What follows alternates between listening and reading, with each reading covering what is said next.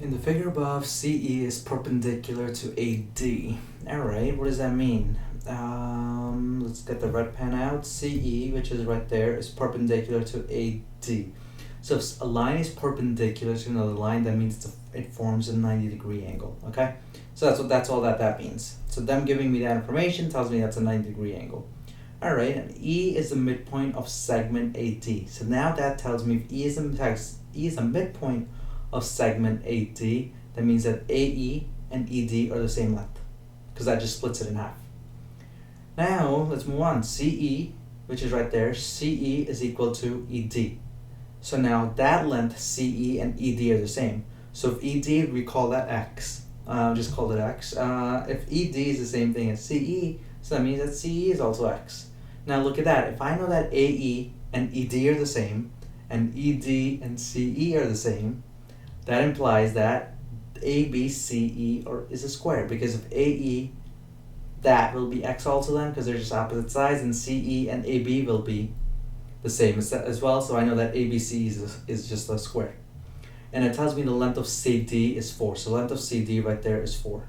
What is the area of the square? Okay, now the area of the square is just side squared, so if I can figure out the length of either AB, BC, CE, or AE, I should be able to get to the answer. The SAT, I know exactly where this question is going. The SAT loves testing on 45, 45, 90 triangles, and see how CE and ED are the same? That's a 90-degree angle, so that tells me that's a 90-degree angle also. Now, if CE and ED are the same, see that X right there, ED? That corresponds to that side. Sorry, that angle. CE, which is that X right there, corresponds to that angle. Now, if these two sides are the same, that means that those angles are also the same. And if this is 90, these two have to be 45 and 45. So that brings me to this triangle over here that I've drawn out. This is 45, and that's 45. So this will be X, this will be X, and this will be X root 2. This is just a special right triangle, and they give you this on the first page of the formula sheet for this section. So I know that this right there is 4. There's a couple of different ways to do it. One of the ways to do it is, now I'm trying to figure out what X is, right? Because if I can figure out this side right there, that's the same thing as that length CE. So one of the ways to do it is, see that 4 right there? I'll set that 4 equal to the X root 2. And I'll just solve for the X. So 4 equal to X root 2. And now let's solve for the X by dividing both sides by root 2. So I know that X, that'll cancel out, and X will equal 4 over root 2. Now, your math teacher might have told you this, but in math, you don't want to have radicals in the denominator. So in order to get rid of that, you just multiply the top and the bottom by that radical. So 4 times radical 2 is just 4 radical 2, and radical 2 times radical 2 is just 2, because radical 2 times radical 2 is radical 4, which is just 2. And then that 4 and that 2, they cancel out, so 2 times 1 is 2, and 2 times 2 is 4, so that just leaves you with 2 root 2. So now I just figured out that X right there, which is what I was solving for so far, is 2 root 2. So that tells me that X right there is 2 root 2. So I've just figured out the side of the square. Now if I know this, one of the sides of the square is just 2 root 2, the formula for the area of a square is just 2 root 2, or the side squared, so 2 root 2 squared. So 2 root 2 squared is just 2 root 2 times 2 root 2. That's one way of looking at it. And now I'm just multiplying everything here. 2 times 2, 2 times root 2 times 2 times root 2. So I know 2 times 2 is 4. And radical 2 times radical 2 is just 2. And 4 times 2 is 8. So all of that gets me the area of the square to be 8. Right there. Right? So that's one way of looking at it.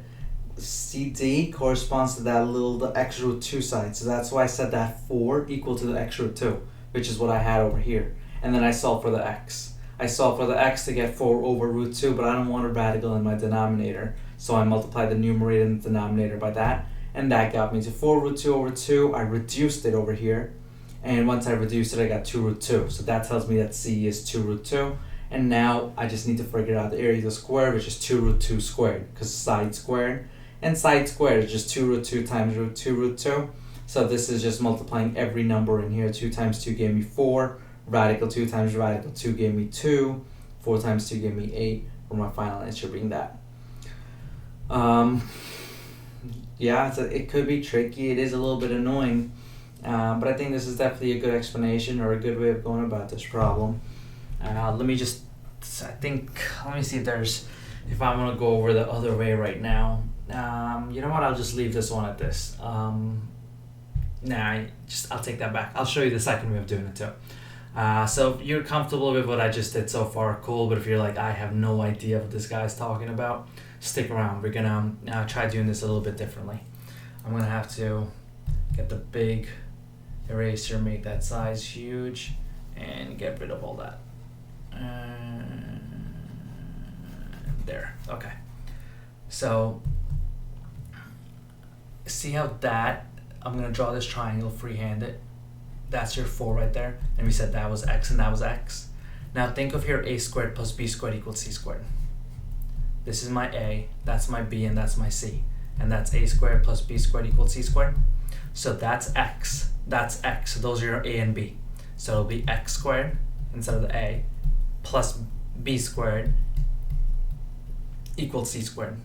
Now x squared plus x squared is 2x squared, 4 squared is 16, and then divide both sides by 2. X squared will equal 8, and x will equal square root of 8. So now I know that x equals square root of 8, so that x right there is square root of 8. Now in order to figure out the area of the square, the formula still remains the same. Area equals side squared, and if the side is root 8 squared will just be 8. So same answer there too. I don't know, maybe that was a little bit easier, a little bit cleaner at least. So figure out what works best for you.